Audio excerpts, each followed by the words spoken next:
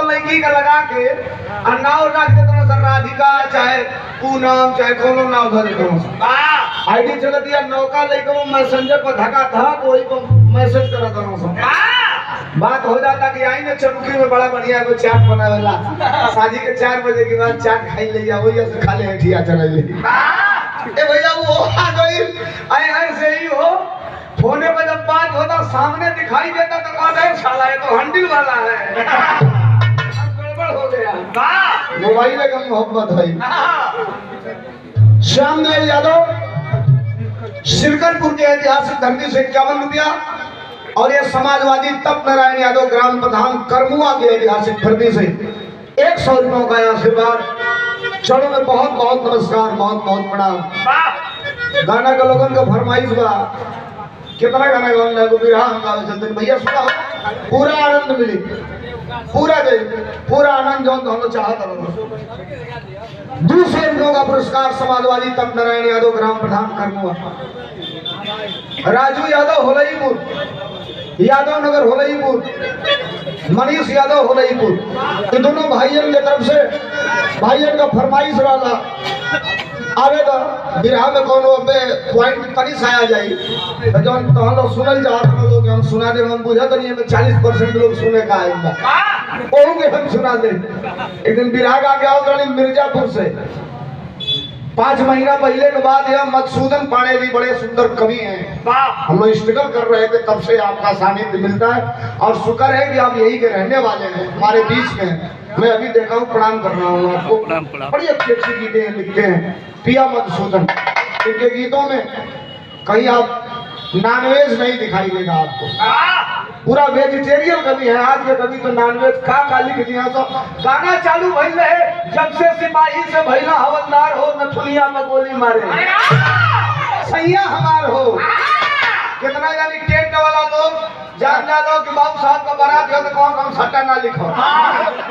आज नाच भइल बा तो हां आतना नाची में लौंडा जब बोलस नथुनिया में गोली मारे तो तड़ तड़ हमार चुप मारे से तो सेना हो जाए तम्बू में। अच्छा ये जाने गनीमत रहे वहीजा से गाना आगे बढ़ल तनी से नीचे आई मुझी तो लिखा गई ओठवा का ललिया कनवा का बलिया अखिया का तोहरे कजरवा ए हो धनी। आगे आगे गाना चले लगा, ओठ पर चढ़ल कान पर चढ़ल आंख पर गई तभी से नीचे आ गई हे गाले पे आई तो कल्पना जी राजहली जा तरफ परदेश बलमुआ छोड़ के अपन देश बलमुआ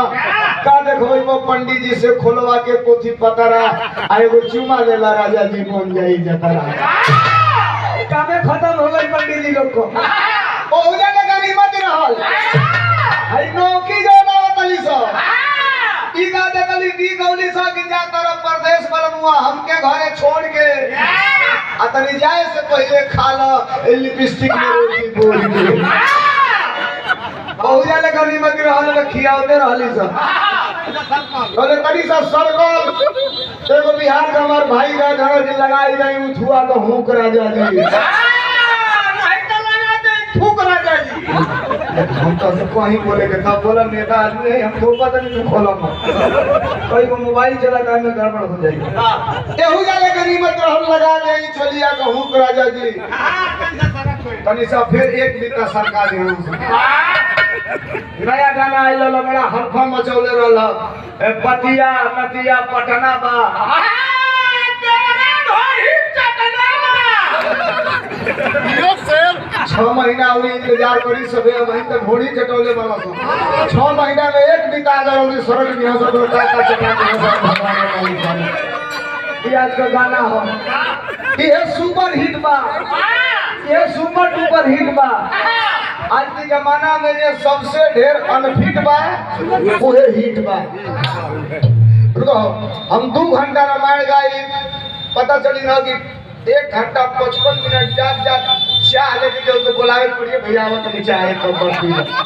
लड़की ना के सामाजिक कल्चर भी बदल गया है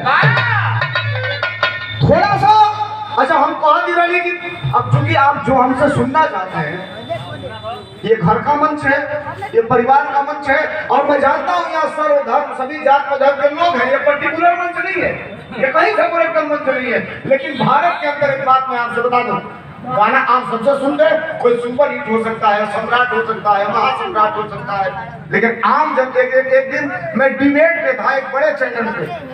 एक कलाकार आए तो कहे मैं एक साल में 12 देशों की यात्रा करके आया हूँ और मैं आज के डेट का सबसे बड़ा कलाकार हूँ। अंकल जी तुम्हारे अंदर हिम्मत हो, बहुत बड़े कलाकार हो, अगर हिम्मत हो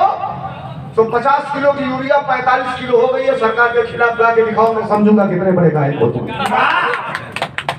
हमने कहा हिम्मत हो तो गाओ, 400 रुपए का सिलेंडर 1200 रुपए में हो रहा है, किसी सरकार की बुराई मत करो, अगर हिम्मत है तो गाओ, बहुत बड़े गायक हो। का कोई वो ना कही ठीक बा, जेवरा चटना बा तो फलनवा दुका बा के गावत बहु गाओ। सामाजिक स्तर पे आपकी आवाज भी 10 रुपया आप ही लेके गायक बनाए हो, आपकी आवाज बनना है बहुत बड़ी बात है, वो भी आज के परिवेश में। सच बोलेंगे कब क्या हो जाएगा इसकी भी कोई गारंटी नहीं।